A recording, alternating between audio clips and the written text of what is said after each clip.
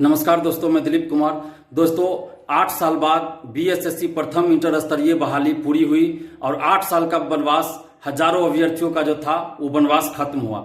लेकिन इस बहाली में एक भी सीट खाली नहीं रहनी चाहिए, क्योंकि ये बहाली 2014 की यानी 8 साल पहले की है और इन 8 सालों में हजारों ऐसे अभ्यर्थी हैं जिनकी उम्र समाप्त हो गई और वो कहीं भी अब सरकारी नौकरी के लिए फॉर्म भी नहीं भर सकते और 8 साल से इस बहाली में वो लगे हुए थे। और बीएसएससी ने जो रिजल्ट दिया है उसके साथ ही उन्होंने ये कहा है कि 1778 ऐसे अभ्यर्थी है जो मेधा क्रमांक और पद प्राथमिकता के अनुसार सिलेक्ट नहीं हो सकते हैं और 1778 ऐसे अभ्यर्थियों का लिस्ट जारी किया गया है कि लोगों का सिलेक्शन इस वजह से नहीं हुआ है। 1580 के बारे में बताया जा रहा है कि 1580 अभ्यर्थी जो है योग्य नहीं पाए गए, इसलिए उनका सिलेक्शन नहीं हुआ। तो ये जो तर्क बीएसएससी ने दिया है ये बिल्कुल गलत है। बीएसएससी ने जो चयन प्रक्रिया अपनाई वो चयन प्रक्रिया ही गलत है, क्योंकि फिजिकल टाइपिंग के लिए जो बुलाया गया था बीएसएससी के द्वारा उसमें ज्यादा मार्क्स जिनका था उन लोगों को बुलाया गया था फिजिकल और टाइपिंग के लिए, और ये लोग फिजिकल पास कर गए, बहुत सारे लोग टाइपिंग पास कर गए, बहुत सारे लोग दोनों पास कर गए।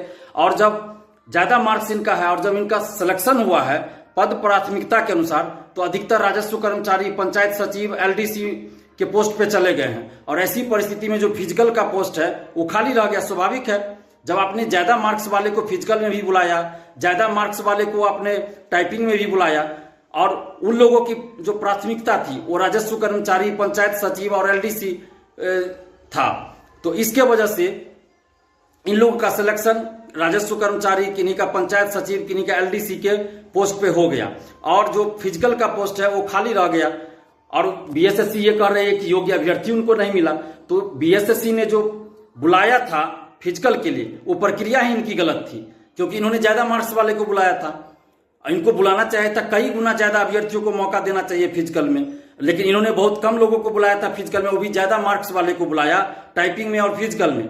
और इन लोगों की पद प्राथमिकता राजस्व कर्मचारी, पंचायत सचिव या फिर एलडीसी था और इसके वजह से इन लोगों का सिलेक्शन इन्हीं तीनों पदों में से अधिकतर में हुआ है। और यही वजह है कि अधिकतर पोस्ट जो है खाली रह गया।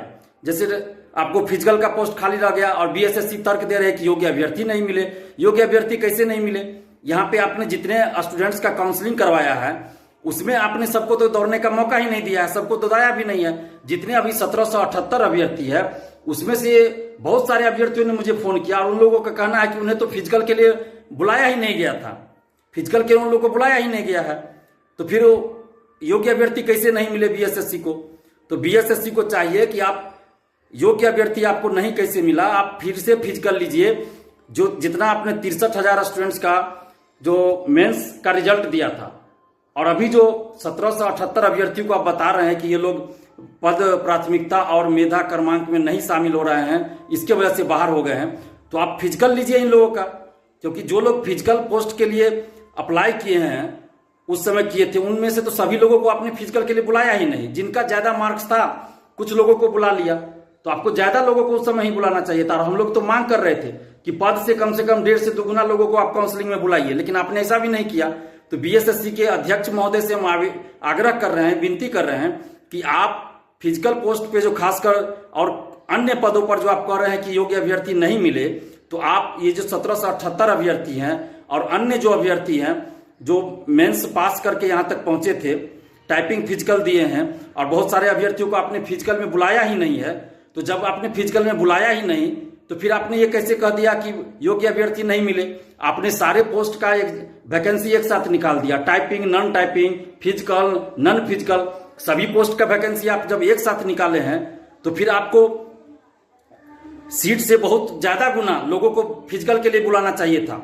कम से कम 25 गुना 30 गुना लोगों को फिजिकल के लिए बुलाना चाहिए था, क्योंकि आपकी प्रक्रिया ही गलत है। आप ज्यादा मार्क्स वाले को फिजिकल के लिए बुलाए, टाइपिंग के लिए बुलाए और इन लोगों की पद प्राथमिकता फिजिकल वाला पोस्ट था ही नहीं। इन लोगों की पद प्राथमिकता राजस्व कर्मचारी, पंचायत सचिव, एलडीसी था, तो इन लोग का सिलेक्शन तो उन पदों पे हो गया, तो फिजिकल का पोस्ट तो खाली रह जाएगा। इसी तरह कुछ अन्य पदों के लिए भी हुआ है। तो बीएसएससी के अध्यक्ष महोदय से हम आग्रह कर रहे हैं कि आप एक बार समीक्षा कीजिए, पुनर्विचार कीजिए और ये जो 1778 अभ्यर्थी हैं जिनका आपने काउंसलिंग भी करवा लिया था और ये लोग 8 साल से इंतजार कर रहे हैं, इनकी क्या गलती है? आप फिजिकल का जो पोस्ट खाली है या अन्य जो पोस्ट खाली रह गया है उसके लिए इन लोगों को आप मौका दीजिए, आप इनका फिजिकल लीजिए, जिन लोगों का फिजिकल आपने नहीं लिया फिजिकल लीजिए।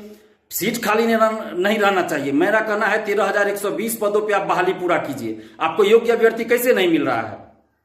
63,000 स्टूडेंट्स मेंस पास करके आए थे, आपने 63,000 स्टूडेंट्स का मेंस लिया था, उसमें से कितने लोगों को आपने पास करवाया? आप खुद देखिए, आपके पास है रिकॉर्ड। आपने टाइपिंग फिजिकल सब लिया, बहुत सारे स्टूडेंट्स को फिजिकल के लिए बुलाया ही नहीं, आपने टाइपिंग के लिए बुलाया ही नहीं, और आप कह रहे हैं कि योग्य अभ्यर्थी नहीं मिला।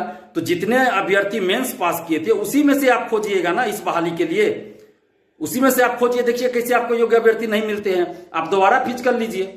लेकिन ये जो बहाना आप बना रहे हैं कि योग्य अभ्यर्थी नहीं मिले, तो ये बहुत गलत बात है। दरोगा बहाली होती है, सिपाही बहाली होता है, तो उसमें क्या योग्य अभ्यर्थी नहीं मिलते हैं? जितना सीट पे वैकेंसी आती है उतने सीट पे जितने लोग अप्लाई करते हैं, जितने लोग एग्जाम देते हैं, उसी में से मेरिट तय बनता है, और उसमें से जितने सीटों पे वैकेंसी आती है उतने सीटों पे बहाली पूरी होती है, उतना रिजल्ट जारी किया जाता है। लेकिन आपने तो ऐसा किया ही नहीं। 13,120 पदों पे बहाली है, तो आपको 13,120 पदों के लिए तो फाइनल रिजल्ट निकालना था ना। आपको योग्य अभ्यर्थी कैसे नहीं मिल रहा? अगर आपको योग्य अभ्यर्थी नहीं मिला, दूसरे को मौका दीजिए, आप फिर से फिजिकल लीजिए। ये कहां लिखा हुआ है कि आप एक बार ही फिजिकल लीजिएगा, दोबारा नहीं लीजिएगा? एक बार ही फिजिकल, आपने गलत प्रक्रिया ही गलत अपनाई ना। ज्यादा मार्क्स वाले को आपने फिजिकल में ही बुलाया, टाइपिंग में भी बुलाया, और उन लोगों की पद प्राथमिकता राजस्व कर्मचारी, पंचायत सचिव, एलडीसी था, तो फिर फिजिकल वाला पोस्ट तो ऐसे ही खाली रह जाएगा, और अन्य जो पद है वो भी वैसे ही खाली रह जाएगा। तो आप जो 1778 अभ्यर्थी हैं, इन लोगों को मौका दीजिए और 13,120 पदों पे आप बहाली पूरा कीजिए। यही हम आग्रह कर रहे हैं, क्योंकि 8 साल में एक बहाली को पूरा नहीं करना एक बहुत बड़ा अपराध था, और 8 साल के बाद भी सीट खाली रख देना उससे भी बड़ा अपराध है। तो आप इतना बड़ा अपराध मत कीजिए अध्यक्ष महोदय। और आपके बारे में जो चर्चा हम लोग सुने हैं कि आप ईमानदार हैं, तो ईमानदारी के साथ साथ आप तत्परता दिखाइए रविंदर कुमार जी, और मानवता दिखाइए, संवेदनशीलता दिखाइए, और 13,120 सीटों पे आप बहाली पूरा कीजिए। और ये जो 1778 अभ्यर्थी हैं उन लोगों के साथ आप न्याय कीजिए और उनको मौका दीजिए, वेटिंग लिस्ट जारी कीजिए। क्योंकि जो 2446 दरोगा बहाली में सफल हुए थे वो लोग भी काउंसलिंग में शामिल हुए हैं, और 2213 दरोगा बहाली का भी रिजल्ट आने वाला है, तो इन लोगों ने भी काउंसलिंग करवाया है। तो जिनका 2213 दरोगा बहाली में हो जाएगा वो भी, और जो 2446 दरोगा बहाली में सिलेक्ट हुए हैं वो लोग भी, और लोग भी जिनको मनचाहा पद नहीं मिला वो लोग पद ज्वाइन नहीं करेंगे। तो ऐसी परिस्थिति में जितना आपने रिजल्ट जारी किया है उसमें से भी हो सकता है 500 1000 लोग ज्वाइन ही ना करें। तो ऐसी परिस्थिति में सीट भी जितना आपने रिजल्ट दिया उसमें भी 1000 हो सकता है, या 800 या 700 जो भी हो खाली रह जाएगा।